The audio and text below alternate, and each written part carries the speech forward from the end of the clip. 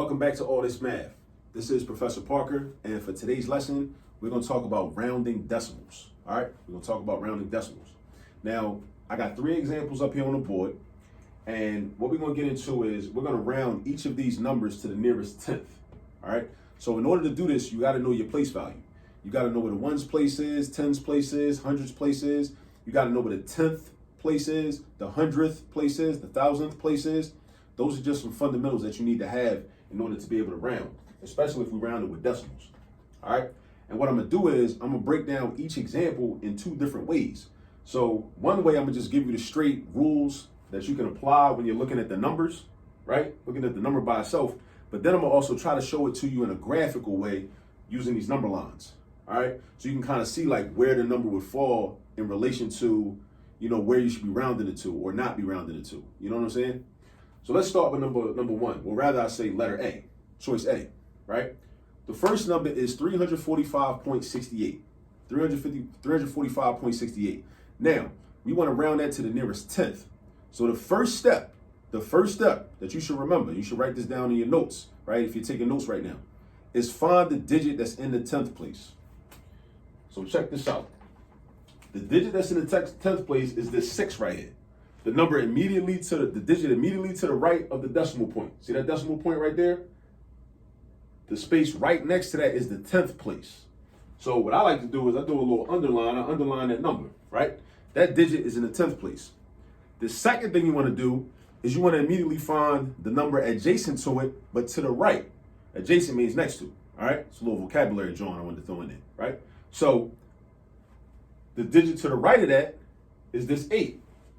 Now, this 8 is very important because this digit right here is going to determine what you're going to do to the 6, whether you're going to round up or whether you're going to round down. All right? The 8 is going to determine that. Now, and these rules can be applied no matter what place you're rounded to. You could be rounded to the thousandth place. You could be rounded to the millionth place. You could be rounded to the ones place, the tens place, the hundreds place. These rules still apply. You find that digit that's in the place you're rounding to, and then you look immediately to the right at the digit right next to it. So because this is an 8, right? We say, there are different little little devices and little rhyme patterns that people use. So you'll know, okay, like whether I should round up or round down. One of the ones that I learned was 5 and above, give it a shove. 4 and below, let it go. 5 and above, give it a shove. 4 and below, let it go. Meaning this number is 5 and above, because it's an 8. So that means this 6 is going to go up. The 6 is going to go up and turn into a 7. All right? So when I round it to the nearest tenth, the 8 is going to drop off. The 8 is going to drop off. And I'm going to just have 345.7. So that's our answer. That's our answer. Rounded. But now, check this out right here. I want you to look over here so you can kind of see on the number line in relation to other numbers what's really happening, right? Because this might help you too to get an even better understanding. Notice how I have these 2 numbers at the ends, 345.60 and 345.70. Keep in mind that this right here, this answer is the same thing as saying 345.70. It's the same thing. I can just add a 0 on the end. It's not going to change the value of this number, right? So what I do is, I know I got 2 choices. Like I said earlier, I got 2 choices. I'm either going to round down or I'm going to round up. So I can round down to 345.60 or I can round up to 345.70. So I write both of those numbers, right? And then what I like to do is put the halfway mark in between 345.65. Because think about it. Think about it like in terms of money. That's 60 cents. That's 65 cents. That's 70 cents. 65 cents is halfway between 60 cents and 70 cents. Now what you do is you say, okay, well, where would this number go on this number line? So I know, okay, I'm thinking, okay, that's 60 cents, that's 65, that's 70. This is 68 cents. 68 cents would go somewhere around here in between 345.65 and 345.70, right? Now, ask yourself this. If you only got 2 choices of where to round a number, is this number closer to this, or is it closer to that number all the way over there? It's closer to this. So this is another way to understand that what we're doing is we're rounding to 345.7. And again, 345.7 is the same thing as 345.70. All right? So that's the first example. That's how we do the first example. All right? Let's go to the second example. Letter B. We got 29.243.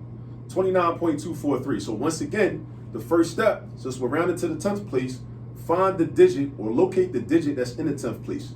The digit in the 10th place is that 2. Not this 2, but this 2 right here. Remember, the 10th place is directly to the right of the decimal point. And here's my decimal point. So this is the number or the digit in the 10th place right here, right? You got that. And then we go to the number directly to the right of that, because that's the key number that's going to determine whether we're going to round up or whether we're going to round down. The digit to the right is this 4. So I'm going to circle this 4. Now you might be wondering, well, what about this 3? What are we going to do with this 3? That's a good question. That's a good thing to wonder about. This 3 is basically irrelevant. We don't really care about this 3. This 3 is, like I said, it's irrelevant, right? We care about this 2 and this 4. So again, because this is 4 and below, we let it go. It's 4 and below, so we let it go. So that means this 29, this is going to become 29.2. Because remember, we got two options. We either going to round down to 29.2 or we going to round up to 29.3. We got two choices, right? And because this is a 4, that means we're going to round down to 29.2. So we write that, right? 29.2. 29.2. Now, check this out over here. Look at my number line. Remember, we got two choices. We can either go down or we can go up. So 29.243, you can either go down to 29.20, since we rounded to the nearest 10th, and this is the 10th place, 0.2. And remember that 0 at the end doesn't change nothing. It just kind of makes it look a little better for our purposes, right? So we can kind of, get a better understanding of what we're doing. So I can either round down to 29.20, or I can round up to 29.30, and then I want to show the number that's halfway between in the middle at 29.25, right? And then I ask myself, well, where would this number go in relation to these two numbers, right? Let me get another marker. This joint's a little dry, right? So anyway, 29.243, and you know what? I could just forget about that 3. Don't even worry about that 3, right? 29.24, where would that go? I see 29.25 right here. Isn't 29.24 less than 29.25? It is. So that means that 29.24 should go over here somewhere. 29.24. And I can add the 3 back on, but it doesn't really make a difference in terms of us determining like where we're gonna put the number in relation to these two numbers, right? So now think to yourself, is this number closer to 29.2 or is it closer to 29.3? That's what you gotta ask yourself, all right? And we can clearly see that because it's on the left side of the halfway mark, it's closer to 29.2, all right? So that's our second example. Now, check out the third example, our third and final example, right, for this video. We got 6.982, right? And we still rounded to the nearest 10th. So like you probably, have memorized the rules by now, or the steps in the process. Locate the digit in the 10th place. In this case, it's a 9. Locate the digit to the right of that. It's a 8, like we had in letter A, right? It's an 8. Now 8 is more than 5, right? Well, I should say more than 4. So that means we're going to round the 9 up. But we run into a slight problem. 9 is the highest single digit. So after 9 comes 10. But we can't go to 10. So whenever that happens, what you got to do is you got to go to the next digit over to the left. So because I can't round 9 up and change it into another digit, like here, I could have changed this 2 into a 3 if this digit had been different. And we did change this 6 into a 7 because the 8 was what it was, right? But when that happens, you got to go to the next digit over. So instead, this 6 right here is going to turn into a 7. It's going to turn into a 7. So what's going to happen is this is going to become 7.0 when we round it. 7.0, right? So we don't actually, so we technically, it doesn't look like we rounded to the nearest 10th, but we really did. Because check it out graphically over here, right? We had two choices. We was either going to round down to 6.9 or we was going to round up. But if we round up, our only option, the next higher 10th is 7.0. That's the next higher tenth, right?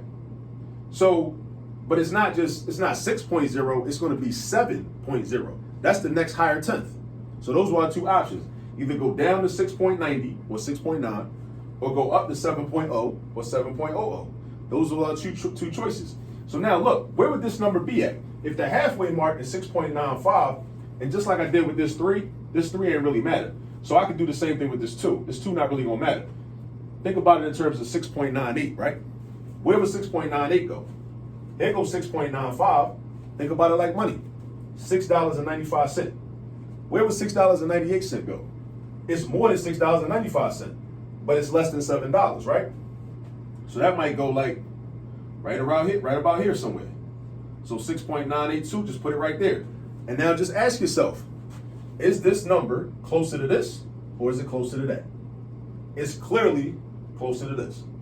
So again, I just wanted to break this down, show you the step-by-step process when we're dealing with identifying the number, the digit that's in the place that you try and round to, and also the digit to the right of it, because that digit to the right of it is going to tell you whether you should round up, or whether you should round down. But I also thought it was important for you to see like these number lines, right? Because the number lines help you to visualize. And I know some people are like very visual with their learning. So it's good for you to be able to see, like in terms of, in the context of a number line, like what's really happening, like where are those numbers at? Because I know sometimes when it's just numbers, things can get a little confusing, they seem a little goofy because you don't really understand like what's really happening. And you know, but that's cool for some people, that works for some people. You know, that works for me. But it still helps me to be able to see and visualize like, okay, well, where is that number really at? So if I see that number from choice A is right here, I know that it's closer to this number right here. And I got two choices. So that's another thing I want you to think about too. Like when it comes to rounding, like what are your two choices? If I round up, what number am I going to? If I round down, what number am I going to? I want you to always think about that, right? What are your two choices? What are your two options? Because you only got two options, right? If you round it, you're either going up or you're going down. Like when you hop in an elevator, it's only two choices. You're either going up or you're going down. That's it, right? There's no other choice, right? Unless you get on at the first floor, you know, and then it's no basement, you know. But if you get on any floor besides the first floor, you only got two options: you're either going up or you're going down. You know. So I hope that was helpful. I hope you took some notes. If there's anything that you still don't understand, that's cool, especially if you're seeing this for the first time. Don't feel bad. Don't feel discouraged. Just rewind the video, watch it again. You know, hopefully it'll make more sense the second time you watch it or the third time you watch it. Also, if you haven't subscribed to the channel already, please hit the button, subscribe to the YouTube channel, check out some other content. If you're watching this video on your phone or on your laptop or your iPad or whatever, your tablet, go ahead and share it with somebody. Send it out to somebody else that might need some help with rounding decimals. All right? Turn on the post notifications too, so you'll be notified when we put out new content. And I just want to thank you for tuning in, and I hope you learned something. And until next time, peace.